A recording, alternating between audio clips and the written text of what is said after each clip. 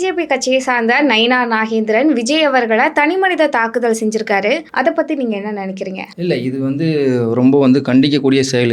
இது வன்மையாக கண்டிக்கணும் நாங்கள் டிவிகே சார்பா.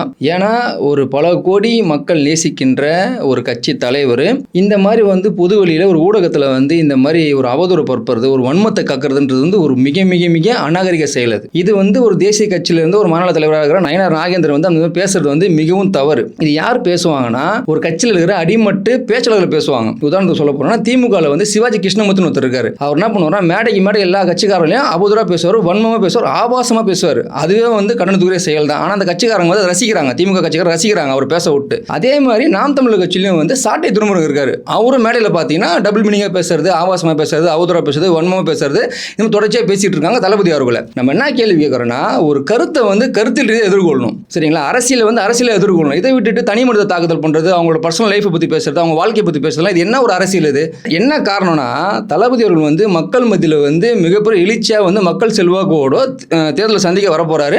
ஒவ்வொரு கூட்டத்திலையும் மக்கள் செல்வாக்கு வந்துட்டு தான் இருக்கு.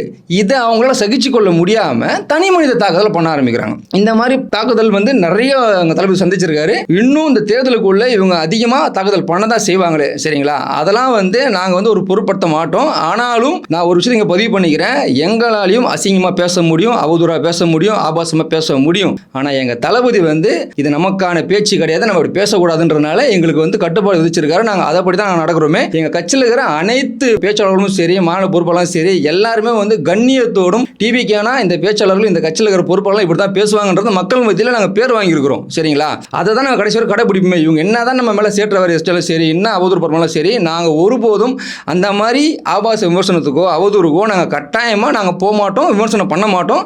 இதோட நயினார் நாகேந்திரன் போன்ற ஆட்கள்லாம் இதை நிறுத்திக்கணும்.